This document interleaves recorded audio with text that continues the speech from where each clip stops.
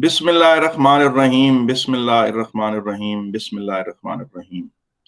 अच्छा, आप मुझे ये बात बताएं कि अगर आपको बहुत सारे वेलोसिटी टाइम ग्राफ दिए जाएं, मसलन आपने एएस फिजिक्स में पढ़े थे, ये वेलोसिटी टाइम ग्राफ है, और आपसे कहा जाए कि इसका एक्सेलरेशन टाइम ग्राफ बनाएं, तो कैसे बनाएंगे? अगर आपको ये वेलोसिटी टाइम ग्राफ दिया जाए तो इसे देखकर क्या आप एक्सेलरेशन टाइम ग्राफ बना सकते हैं? जी, मिसाल के तौर पर मैं यहाँ कुछ वैल्यूज भी दे देता हूं।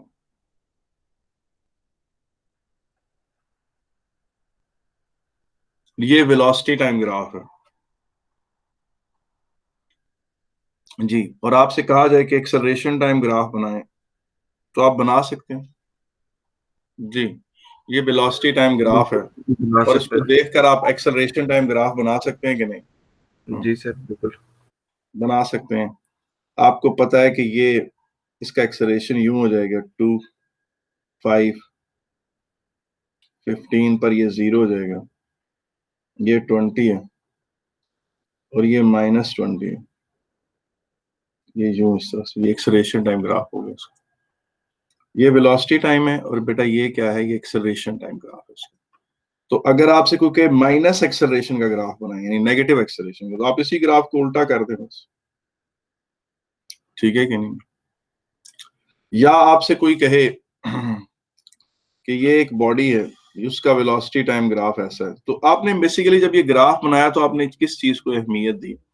आपने उसकी ग्रेडियंट्स नोट की ना, कि इसकी यहाँ पर ग्रेडियंट 2 है, इसकी ग्रेडियंट 0 है, इसकी ग्रेडियंट यहाँ पर -2 है, तो यूं आप मिलाते गए तो ये एक्सेलरेशन टाइम ग्राफ आपका बन गया। और आपने माइनस एक्सेलरेशन का मतलब है उसी को उल्टा कर दें, उसको, उसी ग्राफ को, एक्सेलरेशन टाइम ग्राफ को उल्टा कर।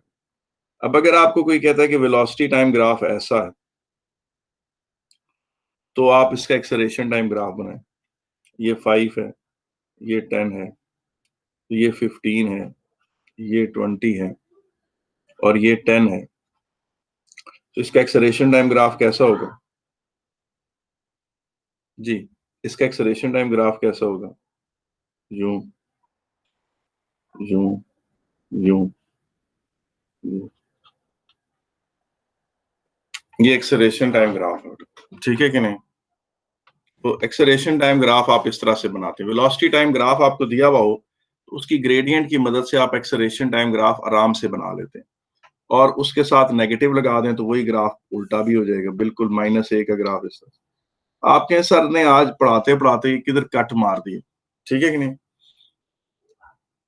जी, राजा सलमान अजीम, असल में ये चैप्टर नया भी है, और इन वन वे उसी टॉपिक की कंटिन्यूशन है। प्रॉपर एक है, इन वन वे नया ही है, म्यूचुअल इंडक्शन। अपने फ्राइडे थर्सडे का लेक्चर अगर सुना हो तो ये उससे कनेक्टेड है, और अगर नहीं भी सुना तो मैं दोबारा भी उसको थोड़ा सा रिवाइज करा दूं। हम पढ़ रहे थे म्यूचुअल इंडक्शन। हमने म्यूचुअल इंडक्शन के क्वेश्चंस भी किए थे कुछ, मगर मैं थोड़ा सा दोबारा दोहरा देता हूं। म्यूचुअल इंडक्शन होती क्या है? म्यूचुअल इंडक्शन ये होती है कि ये देखें, ये आपके पास एक कॉइल है इस तरह से, ठीक है कि नहीं? और नोट करें कि इसको आपने करंट दिया हुआ है, एसी करंट आप इसको दे रहे हैं, इसमें एसी सोर्स है, इसमें करंट यूं फ्लो कर रहा है, और वापस भी उल्टा भी, रिवर्स भी फ्लो कर रहा है। तो कभी इसमें यहाँ नॉर्थ पोल बनता है, कभी यहाँ नॉर्थ पोल बनता है, तो इसमें एक अल्टरनेटिंग मैग्नेटिक फील्ड है। इसके नेबरहुड में एक दूसरी कॉइल है। अब जाहिर है इसका मैग्नेटिक फील्ड चेंज होता है, तो इसमें वोल्टेज जनरेट होती है। इधर आप गैल्वानोमीटर रख लें, कुछ भी रख लें, इस प्रोसेस को कहते हैं म्यूचुअल इंडक्शन, और ये आपने ओ लेवल में पढ़ा था।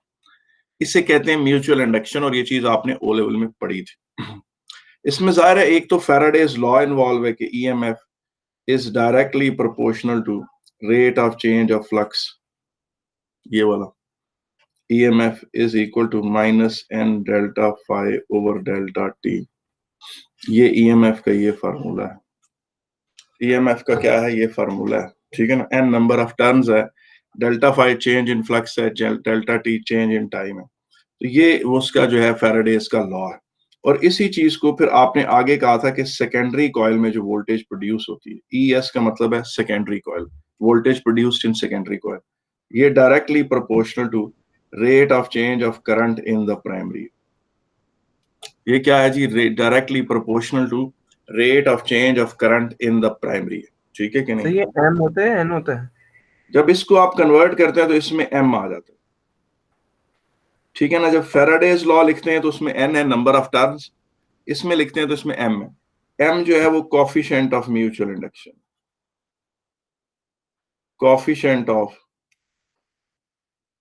Mutual induction. इसमें M क्या है? Coefficient of mutual induction. M coefficient of mutual induction से मुराद ये है कि कॉइल, इसको आप इस तरह से कह सकते हैं, इट इज मेजर ऑफ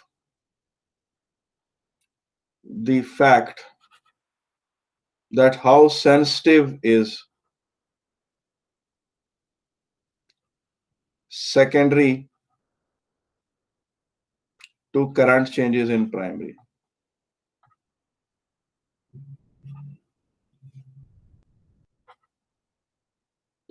ये चीज है M coefficient of mutual induction, इस चीज को कहते हैं। ठीक है कि नहीं है? मैं एम के ऊपर ज्यादा लंबी गुफ्तगू नहीं करना चाहता, मगर ये इस तरह से coefficient of mutual induction measure of the fact that how sensitive is secondary to the current changes in primary. ठीक है कि नहीं है? अच्छा जी, अब ये था जी म्यूचुअल इंडक्शन का जो पॉइंट है, पर्सपेक्टिव है, वो है। ठीक है कि नहीं? ये इस तरह से यूं आ गया ये आपके सामने। ठीक है, अब हम बात करते हैं मुख्तलिफ सिचुएशंस की, और उसमें देखते हैं। अब फर्ज करें, सबसे पहली बात ये है कि ये मैं अब दोनों को, ये प्राइमरी कॉइल है, ये सेकेंडरी कॉइल है जो उसके साथ ही प्लास्टिक के पाइप के ऊपर माउंट। ठीक है कि नहीं? इसे प्राइमरी कॉइल कह दें, इसे सेकेंडरी कॉइल कह दें। इसको आप वोल्टेज देते हैं अपनी मर्जी से, उसमें वोल्टेज प्रोड्यूस होती है। इसमें आप वोल्टेज या करंट प्रोड्यूस सेट करते हैं और उसमें वो प्रोड्यूस होती है।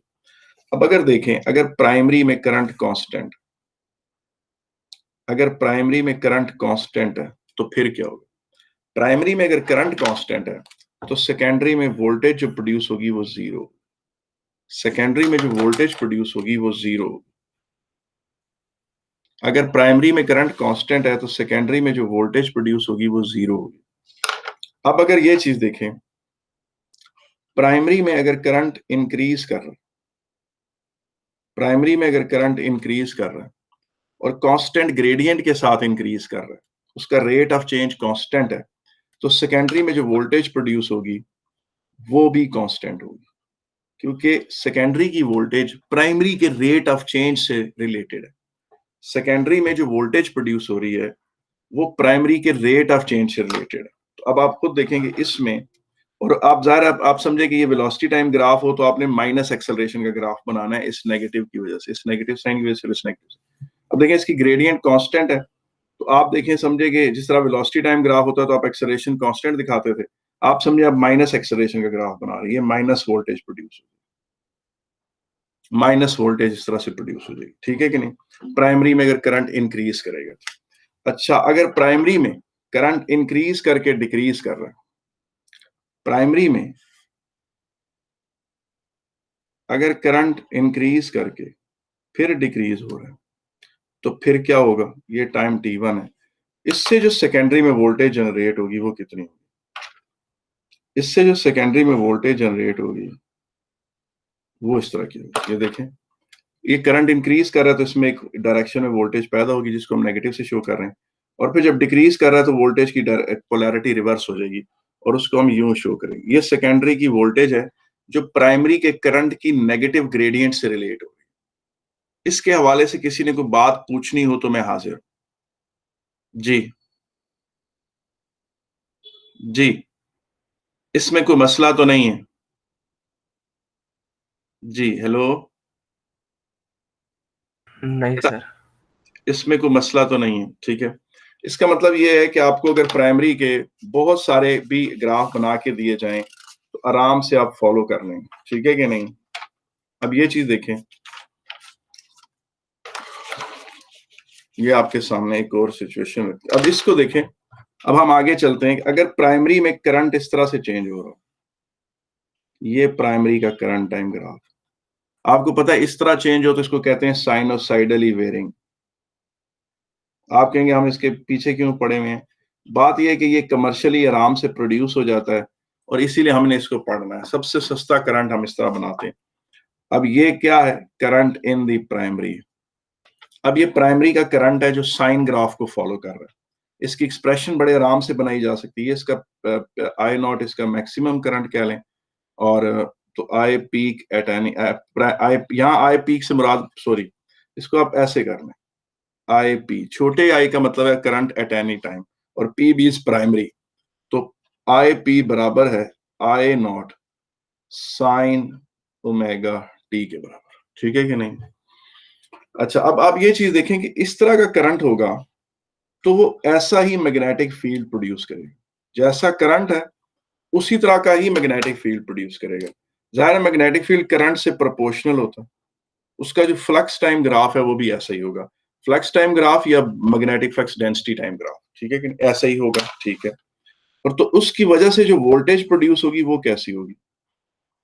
जी, उसकी वजह से जो वोल्टेज प्रोड्यूस होगी वो कैसी होगी, वो देख लेते हैं।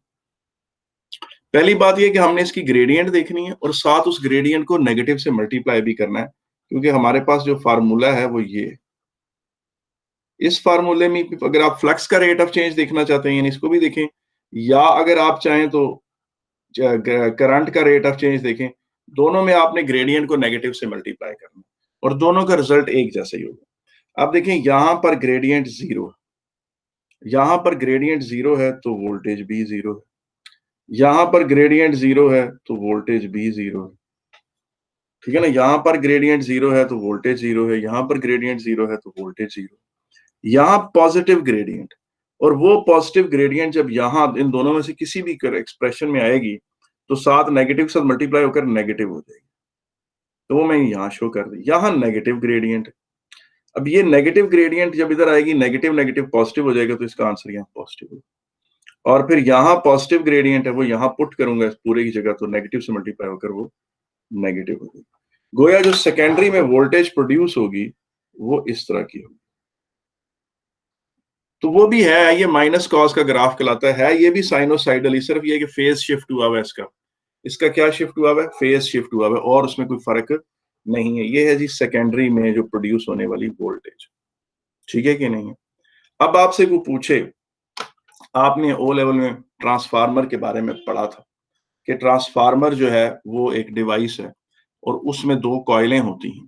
तो आए जनाब हम उसके ऊपर बात करते हैं। कोई बंदा अगर आपसे पूछे कि प्रिंसिपल ऑफ ट्रांसफार्मर क्या, तो वो आप कैसे लिखेंगे? ये देखें, transformer works on the principle of mutual induction, जिसमें Faraday's law involve. A sinusoidally varying alternating current in the primary sets up a sinusoidally varying magnetic field in iron core. This magnetic field is also linking to the secondary coil. It induces a sinusoidally varying EMF in the secondary. It happens according to the Faraday's law of electromagnetic induction. ये है जी principle of transformer. Transformer इस चीज का नाम है transformer. ये transformer का principal है। ठीक है कि नहीं? हाँ, अब इसको हम देखते हैं, इसको जरा गौर से इस पे चेक करते हैं कि क्या मामला क्या है। ठीक है कि नहीं है? सबसे पहले यहाँ पर ओपनिंग पैरा क्या है? ओपनिंग पैरा ये है बेटा कि when power is generated, it is in the form of high voltage and high current form. It is in high voltage and high current form. Okay. When it is transmitted, it is in very high voltage and low current format.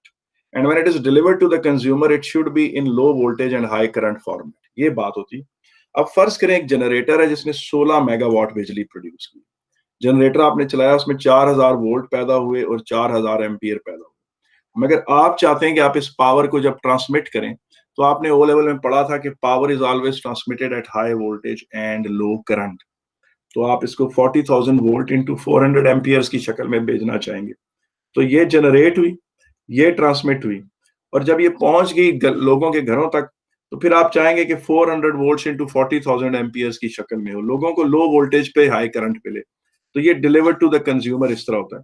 तो पता चला कि आपको power की format adjusting करनी पड़ती है। तो transformers are the devices which act as power format adjuster. They can increase voltage and decrease current when power is to be transmitted over long distances. Such transformers are called step-up transformers. When power is delivered to the consumer, it is delivered at low voltage and high current. It is delivered at a low voltage and high current format for safety reason. A high voltage can cause sparking through air over small distances. Therefore, लोगों को low voltage का consume the transformer which bring voltage down and increase current are called step down transformers. ठीक है कि नहीं? अब वो कैसे काम करते हैं मैं बताता हूँ. Transformers consists of two coils solenoids wound on a laminated iron core. Coils connected to the AC voltage supply is called primary coil and the coil connected to the load resistance is called secondary coil. ये है जनाब उसका laminated iron core है उसकी structured. ठीक है कि नहीं? और ये उसका simplified model है. यहाँ प्राइमरी कॉइल बनी हुई होती है, यहाँ सेकेंडरी कॉइल बनी होती है और ये इसकी सिंप्लीफाइड डायग्राम है. ये उसकी सिंबॉलिक रिप्रेजेंटेशन. ये बीच में दो लाइनें आयरन कोर की हैं, ये प्राइमरी कॉइल है और ये सेकेंडरी कॉइल है. मुझे बताएं यहां तक किसी को कोई मसला हो तो मैं हाजिर हूं. जी जी, किसी ने कोई बात पूछनी है? नहीं सर. आगे चलते हैं, आगे चलते हैं और हमारा अगला जो नुक्ता है वो जरा गौर से देखें. ठीक है कि नहीं? अगली जो बात मैंने आपसे करनी थी वो क्या? अगली बात ये है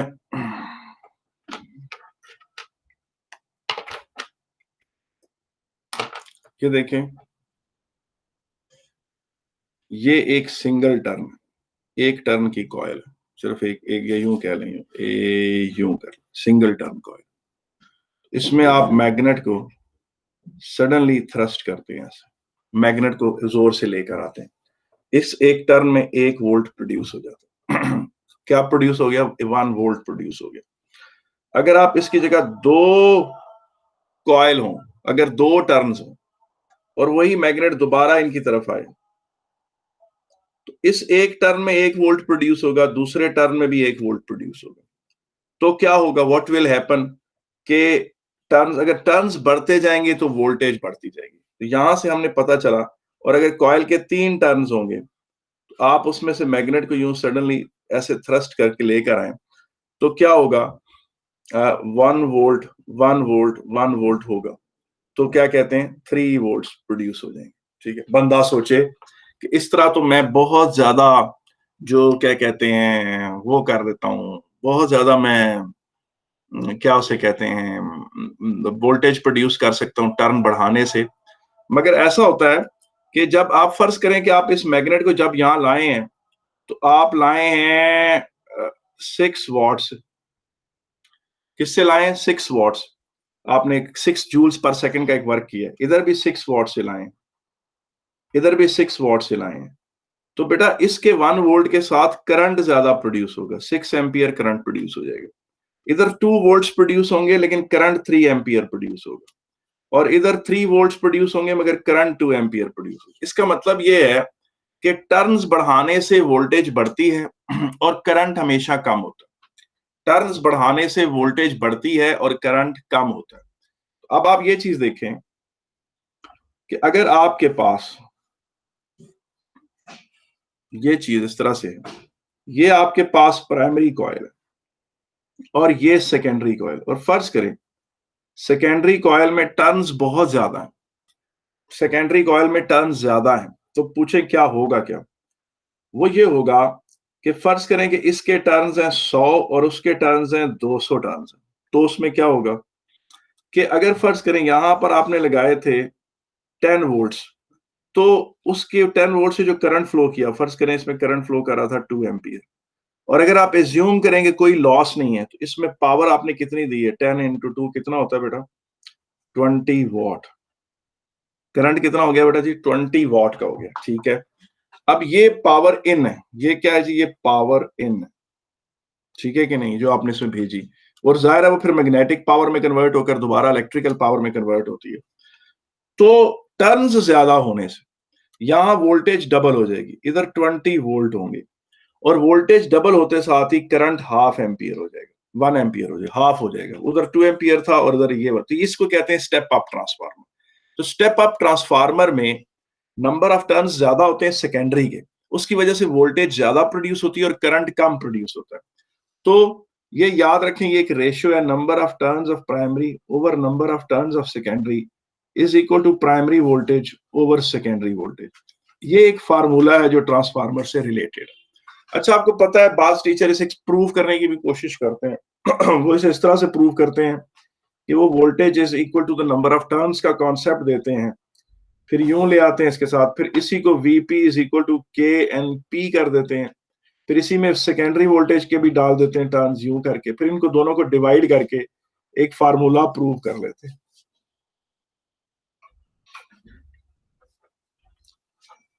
ये उनका एक तरीका होता है जिससे बच्चे मुतमईन हो जाते हैं, मगर ये चीज थोड़ी गलत तरीका से अंदाज से प्रूव की गई है। इस कॉन्सेप्ट को प्रूव करने के लिए, इस फार्मूले को जेन्युइनली प्रूव करने के लिए आपको सेल्फ इंडक्शन का भी कॉन्सेप्ट होना चाहिए, और सेल्फ इंडक्शन हमने नहीं पढ़ी, और कैम्ब्रिज में अगर उसके कोई क्वेश्चन आए भी हैं तो बहुत थोड़े इक्का दुक्का, ठीक है, कि बहुत ही इनडायरेक्ट उस पर कुछ छोटे से क्वेश्चन आए। ये कॉन्सेप्ट पढ़ाने के लिए, उसको प्रूव करने के लिए you should have a thorough knowledge of self induction, तो वो तो हमने नहीं की, इसलिए हम इसको ये टीचर्स का प्रूफ है, मैंने आपके सामने लिख दिया ताकि आपको अंदाजा हो कि किस तरह कर किया जाते हैं, लोग करते हैं, लेकिन ये एक्चुअली फार्मूला है नंबर ऑफ टर्न्स के साथ वोल्टेज को रिलेट करने वाला। अब होगा क्या, ये देखें जब भी आप ट्रांसफार्मर लें, फर्ज करें कि ये ट्रांसफार्मर, ये उसका आयरन कोर है,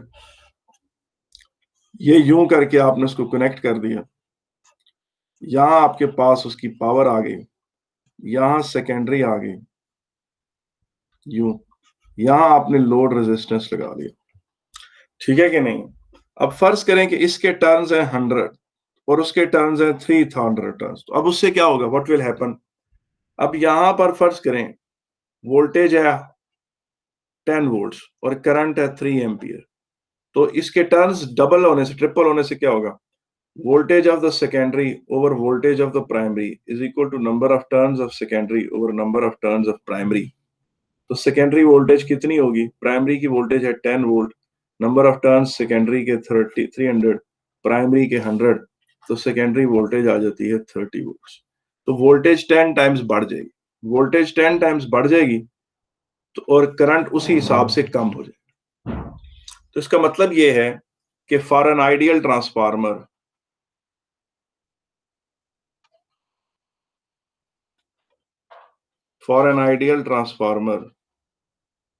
power input is equal to power output, और इसमें ही आप देखें VPIP is equal to VSIS, यूं आपके पास ये चीज आ गई, power input is equal to power output, और ये चीज किसके बराबर है, VP over VS is equal to IS over IP, ये।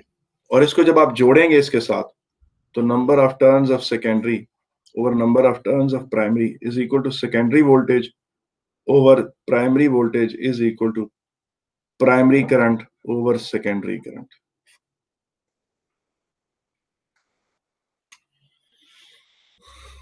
मुझे बताएं, यहां तक कोई मसला तो नहीं है जी? नहीं सर। बाकी लोगों को बेटा? No sir. ठीक है। अच्छा, अब इसमें एक बात और है जो मैं एक्सप्लेन करना चाह रहा था, वो पूछें वो क्या बात, वो ये है, इसमें जो बात मैंने और को बतानी थी वो ये है कि ट्रांसफार्मर में इलेक्ट्रिकल एनर्जी होती है,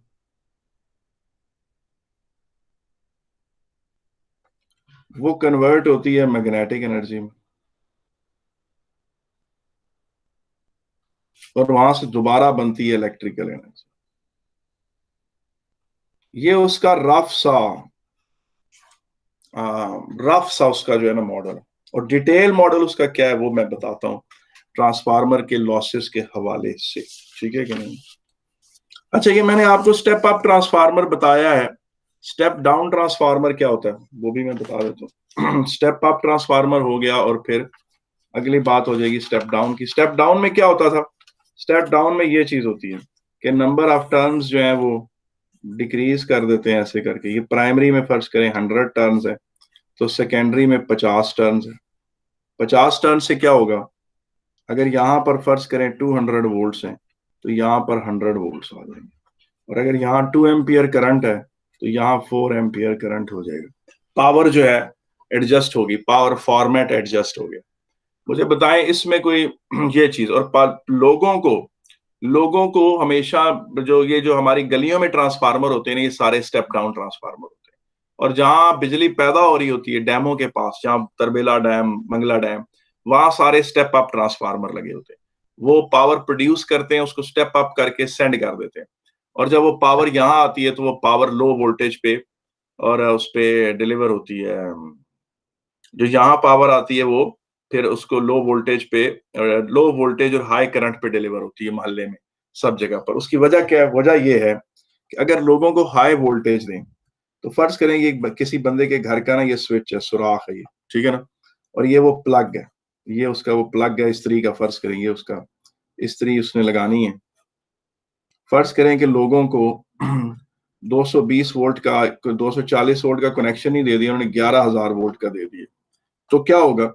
अभी आप इस स्विच को यूं लेके जा ही रहे होंगे, अभी उससे आप तकरीबन 10 सेंटीमीटर ही दूर होंगे कि इधर से स्पार्किंग शुरू हो जाएगी, बीच हवा के थ्रू कंडक्शन शुरू हो जाएगी। 11,000 वोल्ट का आप अगर कनेक्शन लेंगे, इसका मतलब है हाई वोल्टेज का कनेक्शन लोगों को देना खतरनाक होता है। हाई वोल्टेज का कनेक्शन लोगों को नहीं दिया जाता।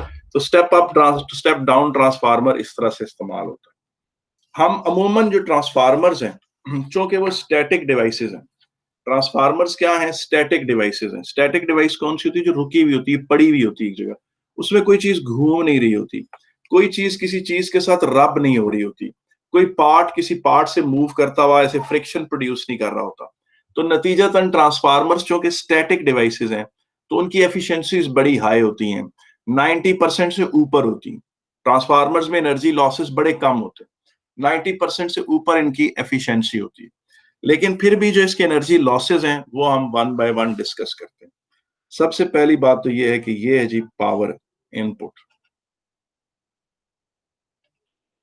ये पावर इनपुट, ठीक है कि नहीं? अब इसमें से थोड़ी सी पावर जो है वो प्राइमरी में लॉस हुई, आई स्क्वायर और लॉस इन प्राइमरी कॉइल। जाहिर है प्राइमरी की तारों में भी तो बिजली दौड़ रही है, वो भी तो खर्चा हो रहा है। फिर वहां से आगे चले तो जरा सा पावर लॉस होती है, हिस्टेरेसिस लॉस। हिस्टेरेसिस लॉस क्या होता है वो मैं भी बताता हूं। और फिर होता है जी eddy current losses, eddy current loss. वहां से आगे चलते हैं, थोड़ी सी जो है साउंड भी प्रोड्यूस हो रही होती है, साउंड एनर्जी लॉस। आप देखें, आप ट्रांसफार्मर के पास से गुजरे की एक आवाज आ रही होती है। और उसके बाद बेटा I square R loss in secondary. Secondary की भी तो तार है ना, उसमें से भी तो बिजली गुजरती है, तो वो भी है। और बाकी ये तार ऐसे चले यूं आगे चला जाता है। ये है जी पावर आउटपुट। ये क्या है? Power output, power input, power output, I square R losses, और ये सारे लॉसेस हैं। आपको ये वाला लॉस और ये वाला लॉस और ये वाला लॉस तो समझ आ गया होगा, इसमें कोई मसला नहीं है। आपके लिए हिस्टेरेसिस लॉस और एडी करंट लॉसेस दो नई चीजें। सबसे पहले हम हिस्टेरेसिस लॉस को पढ़ते हैं। हिस्टेरेसिस लॉस क्या है? फर्ज करें ये एक मैग्नेटिक कॉइल है, वो है मैग्नेटिक कंपस है, ये कंपस की नीडल है। आपको पता है इस कंपस नीडल को जरा बड़ा करके देखें तो ये इस तरह की बनी हुई होती है। ये इसके साथ इसका वो स्ट्रक्चर होता है, ये इसका नॉर्थ पोल होता है, इसकी टेल इसका साउथ पोल होती है, ठीक है। फर्ज करें कि इसमें मैग्नेटिक फील्ड ऐसे पड़ा हुआ है जिसमें ये पड़ी हुई है, तो ये इसी तरफ जिस तरफ को ओरिएंटेड है वही है। लेकिन अगर फर्ज करें कि एकदम मैग्नेटिक फील्ड की डायरेक्शन उलट हो जाए, मैग्नेटिक फील्ड की डायरेक्शन उलट हो जाए, तो ये एरो जो है वो ऐसे हो जाएगा, ऐसे उल्टा हो जाएगा। अच्छा फर्ज करें फिर मैग्नेटिक फील्ड इस तरह हो जाए, तो ये इस तरह हो जाएगा एरो। फिर मैं अच्छा फर्ज करें alternating magnetic field, magnetic field कभी इधर होता है कभी इधर होता है, यानी इसकी डायरेक्शन कभी यूं है कभी इस तरफ को है। तो वो कॉइल क्या करेगी, वो कॉइल यहाँ पड़े पड़े ऐसे ऐसे होती रहेगी, वो कॉइल यूं यूं यूं यूं यूं यूं क्या होती रहेगी, इस तरह होती रहेगी, वॉबल करेगी, वाइब्रेट करेगी। बिल्कुल इसी तरीके से आप ये चीज देखें कि ये सॉफ्ट आयरन और सॉफ्ट आयरन कोर है, ठीक है कि नहीं है? ये क्या है जी, सॉफ्ट आयरन कोर, ठीक है कि नहीं है? ये है। यहां आपने इसको प्राइमरी कॉइल दे दी, प्राइमरी कॉइल के साथ आपने एसी सोर्स लगा दिया, एसी सोर्स लगा दिया। करंट कभी यूं जाता है, जब करंट यूं जाता है तो राइट हैंड ग्रिप रूल लगाएं आप इसके ऊपर, उंगलियां करंट की तरफ तो अंगूठा नॉर्थ पोल की तरफ, तो ये जनाब आप इसका नॉर्थ पोल बन गया, ये साउथ पोल, ठीक है। अब ये चीज देखें, करंट फिर जब रिटर्न होता है, करंट इस तरह से रिटर्न होता है, तो ये जनाब इस तरह का हिसाब हो जाता है। इसका मतलब है इस पूरी कोर में मैग्नेटिक फील्ड कभी यूं जाता है और कभी यूं जाता है, अल्टरनेट करता है। अब क्या हमने ये बात नहीं पढ़ी थी कि आयरन के सारे एटम्स टाइनी मैग्नेट है, आयरन के सारे एटम्स टाइनी मैग्नेट है, सारे एटम्स। अब एक एटम आयरन का, ये उसका वो भी मैग्नेट है, उसका भी एक साउथ पोल होगा, उसका भी एक नॉर्थ पोल होगा, वो भी एक डायपोल है, एक एटम। तो जब मैग्नेटिक फील्ड इस तरफ को है तो वो डायपोल इस तरफ को है, जब वही मैग्नेटिक फील्ड रिवर्स होता है तो वो एटम भी अपना वो पोलैरिटी उल्टी कर देगा। नतीजतन आयरन के एटम्स किसी ऐसी जगह पर अगर पड़े हुए हैं जहां मैग्नेटिक फील्ड यूं यूं यूं यूं यूं यूं यूं यूं अल्टरनेट कर रहा है, ऐसे ऐसे अल्टरनेट कर रहा है, तो उससे क्या होगा, सारे एटम्स जो हैं वो अगर एटम से मतलब इस तरह डांस करना शुरू कर देंगे, इस तरह दे विल स्टार्ट वॉबलिंग। यानी ये एटम है आयरन का, तो ऐसे होगा, फिर ऐसे होगा, फिर ऐसे होगा, फिर ऐसे होगा, फिर ऐसे होगा। पता चला पूरी आयरन कोर के सारे एटम्स जो हैं वो वाइब्रेट करना शुरू कर देते हैं। वाइब्रेशन कैसी, एक तो उनकी नॉर्मल लेटेस्ट वाइब्रेशन होती है, वो नहीं, एक मतलब इस तरह, यानी पूरी ओरिएंटेशन शिफ्ट, यानी इस तरह पड़े हुए हैं तो फिर इस तरह हो जाएंगे, यानी उनकी पूरी पोलैरिटी चेंज हो रही है। तो मतलब इस तरह पड़े हुए हैं तो फिर इस तरह हो जाएंगे, फिर इस तरह हो जाएंगे, यूं। इसे कहते हैं मतलब वॉबलिंग, और इससे एनर्जी लॉस होगा। इसे कहते हैं हिस्टेरेसिस लॉस, और हिस्टेरेसिस लॉस का आप कुछ नहीं कर सकते स्वाय इसके कि आप लो फ्रीक्वेंसी पे ऑपरेट करें। इसलिए प्रैक्टिकली जो एसी बिजली लोगों को ट्रांसमिट होती है, उसकी फ्रीक्वेंसी या तो 50 हर्ट्ज होती है या उसकी फ्रीक्वेंसी 60 हर्ट्ज होती है। अगर लोगों को एक ऐसा एसी करंट कमर्शियली दिया जाए जिसकी फ्रीक्वेंसी 200 हर्ट्ज हो, तो उसमें तो करंट जब बहुत तेज तेज वो अल्टरनेट करेगा तो एटम्स की डांस बहुत क्विक हो जाएगी और उससे एनर्जी लॉस बहुत ज्यादा होगा। इसलिए अमेरिका इंग्लैंड में जो है 60 हर्ट्ज पे बिजली ट्रांसमिट होती है, पाकिस्तान में 50 हर्ट्ज पे होती है, ठीक है कि नहीं? तो इसका मतलब है बहुत high frequency AC current commercially produce करके उसको ट्रांसमिट नहीं किया जा सकता, क्योंकि उसमें जो ट्रांसफार्मर्स इन्वॉल्व हैं वो हिस्टेरेसिस लॉस उनमें होगा। हिस्टेरेसिस लॉस क्या है? the wobbling, the vibration of atoms of the iron core because of the rapid reversal of magnetic field. Magnetic field बार बार ऐसे अल्टरनेट कर। अच्छा, अब आ जाते जी eddy current losses. Eddy current losses ये हैं कि आप ये चीज देखें कि ये कोई प्लेट है, ये कोई मेटल प्लेट, ठीक है ना? ये क्या है? Metal plate. अच्छा, एक पहले ये देख लें, ये एक तार है, ये क्या है? ये एक तार है, वो छल्ला है, आयरन रिंग है। यहां से आप एक मैग्नेट को तेजी से नीचे लेकर आए, जब आप मैग्नेट को तेजी से नीचे लेकर आएंगे, इसका मैग्नेटिक फील्ड यूं बनेगा और इसमें करंट यूं प्रोड्यूस होगा, इसमें करंट यूं प्रोड्यूस हो जाएगा, ठीक है। अब ये एक प्लेट है, ये तार की शक्ल में नहीं है। जब ये इसमें से नॉर्थ पोल और साउथ पोल आप तेजी से मैग्नेट को करीब लेकर आएंगे, तो इस प्लेट में भी करंट प्रोड्यूस होता है, एक करंट, यानी उसमें एक करंट, कन्वेंशनल करंट यूं फ्लो करेगा और इलेक्ट्रॉन्स इस तरह मूव करेंगे, यानी इलेक्ट्रॉन्स उसमें, फ्री इलेक्ट्रॉन्स उसमें इस तरह, अगर करंट यूं प्रोड्यूस हो रहा है तो फ्री इलेक्ट्रॉन्स यूं जाएंगे। अब वो जो फ्री इलेक्ट्रॉन्स यूं यूं जा रहे हैं इस तरह से, ये जिस तरह काबे का तवाफ नहीं होता उस तरह हो रहा है, जिस तरह काबे का तवाफ होता है उस तरह का। इन करंट्स को, जो वायर के नहीं है, एक मेटल बॉडी में वैसे प्रोड्यूस हुए हुए हैं, इन्हें एडी करंट्स कहते हैं। इन्हें एडी करंट्स क्यों कहते हैं? आपको पता है पानी में जो भंवर बनता है उसको एडीज कहते हैं। पानी में आपको पता है ना, व्हिर्लपूल जिसे कहते हैं पानी में, ठीक है ना? वो उसमें क्या हो रहा होता है, उसको में पानी यूं यूं गोल गोल घूम रहा होता है, वो एडीज कहलाते हैं, ठीक है ना? अमूमन आपने पुलों के नीचे से जब पानी बहता है तो आपको पानी के एडीज नजर आएंगे। तो इसी तरह से ये करंट जो गोल गोल मेटल बॉडी में घूम रहा है, इसे एडी करंट कहते हैं। अब उस एडी करंट से होता क्या है? ये जो सॉफ्ट आयरन है ना, पूरी इसकी आयरन कोर की, ये देखें, ये भी तो लोहे की बनी हुई है, क्या इसमें फ्री इलेक्ट्रॉन्स नहीं है? जी इसमें फ्री इलेक्ट्रॉन्स हैं। क्या आयरन एक कंडक्टर नहीं है? जी है। तो होगा क्या? What will happen?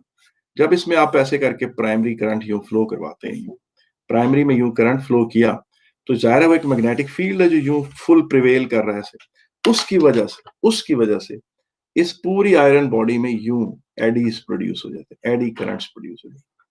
अब वो जो एडी करंट्स प्रोड्यूस होते हैं उस आयरन बॉडी में, ये क्या करते हैं?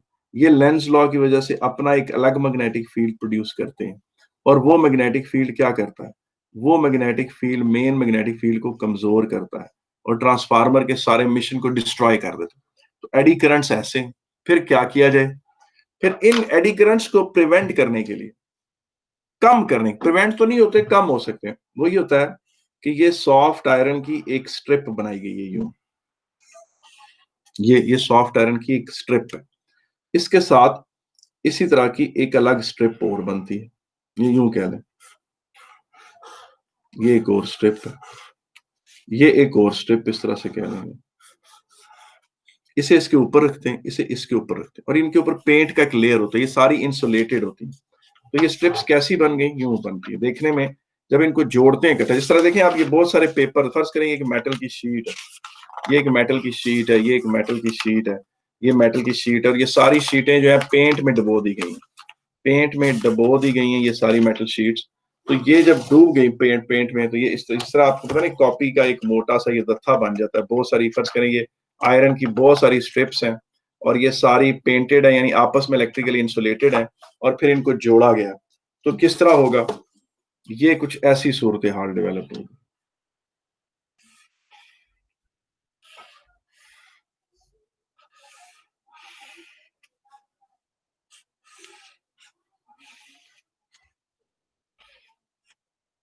यूं, तो इससे ये होगा।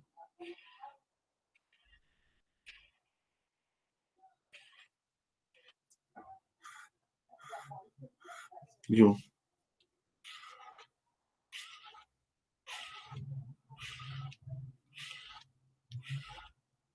ये यूं, ये बहुत सारी स्ट्रिप्स हैं जो आपस में जोड़ी गई हैं।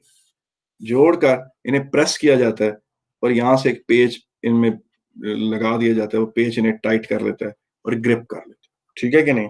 अब आप अगर इसको साइड से देखें इसको, तो ये इसका सूरत हाल ये यूं बनी। अब ये आपस में इस तरह कर दी। इस तरह करने से होता क्या? इस तरह करने से होता यह है कि इसमें अब एक कोई एडी करंट बड़ा लेवल का जनरेट नहीं हो सकता। अगर कोई एडीज पैदा भी होंगे, अगर कोई एडीज पैदा भी होंगे, तो वो यहाँ छोटे छोटे एडीज होंगे, वो छोटे-छोटे, बहुत ही छोटे-छोटे एडी करंट्स पैदा होंगे, और वो नेग्लिजिबल होते हैं, बड़े मिनिमल, इतना उनका कोई नुकसान नहीं होता। इस तरह आप एडी करंट्स को भी मिनिमाइज कर देते हैं। तो ट्रांसफार्मर के ये थे जनाब, वो थे सोर्सेज ऑफ, क्या है उसे क्या कहेंगे, उसके लॉसेस। फिर बेटा एक बहुत इंपॉर्टेंट क्वेश्चन उन्होंने पेपर में पूछा हुआ, पेपर में जो मुख्तलिफ क्वेश्चंस पूछे हैं वो मैं वन बाय वन आपके साथ डिस्कस करता हूँ। एक है कि वाई वो यूज आयरन कोर, वाई वो यूज आयरन कोर, हाँ। तो इसका क्या जवाब है? To improve magnetic flux linkage, कि सेकेंडरी के अंदर प्राइमरी का मैग्नेटिक फील्ड इजीली जा सके, और सेकेंडरी में for the same change of current in primary ज्यादा वोल्टेज प्रोड्यूस हो। तो to improve magnetic flux linkage. और अगर आपने वो करना है, इसको ज्यादा फॉर्मल जुबान में लिखना है, तो आपने लिखना है to increase the coefficient of mutual induction, to increase the coefficient of to increase the coefficient of mutual induction, to increase the coefficient of mutual induction। ठीक है ना? ये आपने लिख देना। फिर वो पूछते हैं why iron core is laminated, आप बताएं to reduce eddy current losses। और hysteresis करंट का कुछ नहीं, आप how can hysteresis loss can be minimized by keeping the frequency of the circuit low, we can't use very high frequency AC current। ठीक है कि नहीं? आगे चलते हैं जनाब। उसके बाद बात आ जाती है जनाब कि वो ये कहते हैं कि why the primary current, why the primary current is not in phase with the secondary voltage. ये क्वेश्चन उन्होंने 2 या 3 दफा पूछा कि why the primary current is not in phase with the secondary voltage, या why primary current is not in phase with the secondary current. वो क्यों बोला? क्योंकि जाहिर आपको पता है कि ये इसकी ग्रेडियंट इस तरह आप प्लॉट करते हैं, यूं ये ग्रेडियंट होगी, इसकी ये पॉजिटिव ग्रेडियंट है, इसके साथ माइनस मल्टीप्लाई कर दें, या नेगेटिव ग्रेडियंट है, इसके साथ प्लस मल्टीप्लाई माइनस मल्टीप्लाई करें, इसकी पॉजिटिव ग्रेडियंट के साथ नेगेटिव मल्टीप्लाई करें, ये नेगेटिव है, फिर यूं, ये जीरो, ये पॉजिटिव है तो ये यूं, ये यूं, तो ये वोल्टेज इस तरह से प्रोड्यूस, तो ये फिन फेज तो नहीं है उसके साथ। इसका जवाब ये है कि voltage in the secondary, voltage in the secondary is not proportional to the current in primary. It is proportional to the rate of change of current in the primary. So the magnitude of the voltage in the secondary is related to the gradient of the current in the primary, and hence it is not in phase with that. यानी इसका मतलब ये है कि primary के current से directly secondary की voltage proportional नहीं है, बल्कि सेकेंडरी की वोल्टेज उसके रेट ऑफ चेंज से रिलेटेड है, उसकी ग्रेडियंट से रिलेटेड है। इसका मतलब जहां उसकी ग्रेडियंट स्टीप है वहां वोल्टेज ज्यादा है, और जहां उसकी ग्रेडियंट जीरो है यहां वोल्टेज जीरो है। तो इसका मतलब ये है कि ये इसलिए उसके साथ इन फेज नहीं है क्योंकि सेकेंडरी की वोल्टेज प्राइमरी की वोल्टेज के साथ डायरेक्ट रिलेशनशिप नहीं रख रही है, बल्कि उसके रेट ऑफ चेंज से रिलेट हो रही है। इसीलिए सेकेंडरी की voltage is not in phase with the voltage of the primary. फिर बेटा वो अक्सर पेपर में ये क्वेश्चन पूछते हैं कि why voltage is inversely proportional to the current in transformer. तो आप उसे कहेंगे ट्रांसफार्मर में पावर कांस्टेंट होती है। पावर क्या होती है? पावर कांस्टेंट होती है। तो पावर ट्रांसफार्मर में जब कांस्टेंट है तो वोल्टेज और करंट की कांस्टेंट पावर के बराबर हो गए। अब अगर आप उसी कांस्टेंट पावर को हाई करंट की शक्ल में लेंगे तो फिर क्या होगा? आप उसमें बताएं कि कांस्टेंट पावर की वजह से voltage one inversely proportional to current है। अगर आप उस पावर को हाई वोल्टेज की शक्ल में लेंगे तो करंट कम हो जाएगा, उसी पावर को लो वोल्टेज की शक्ल में लेंगे तो करंट कम हो जाएगा। ठीक है कि नहीं?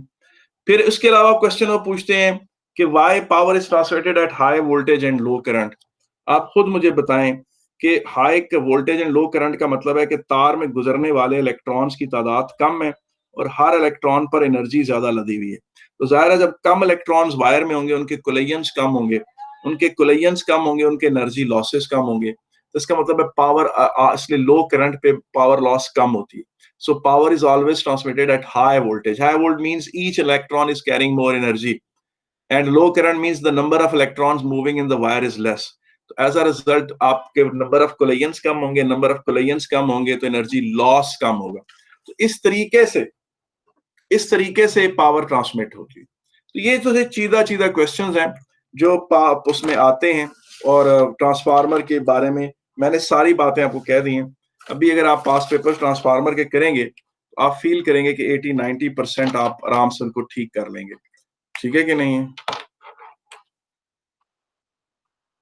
ये कोलिजन का क्या क्वेश्चन पूछा आपने बेटा? मुझे अब समझ नहीं आया। कोलिजन किस चीज की? कोलिजन तो मैंने नहीं कही वो। अच्छा, फ्री इलेक्ट्रॉन्स की वायर्स के साथ वायर के एटम्स के साथ जो कोलिजन होते हैं, फ्री इलेक्ट्रॉन्स की जो वायर के एटम्स के साथ कोलिजन होते हैं। जाहिर है फ्री इलेक्ट्रॉन जब करंट जा रहे हैं तो वायर के अंदर एटम्स हैं, उनके साथ जो उनके कोलिजन्स होते हैं तो उससे उनकी एनर्जी लॉसेस होते हैं। तो जब कम करंट मूविंग इलेक्ट्रॉन ही कम होंगे तो उनके एटम्स के साथ कोलिजन्स कम होंगे, उनके एटम्स के साथ कोलिजन्स कम होंगे तो उनकी एनर्जी लॉस कम होगी।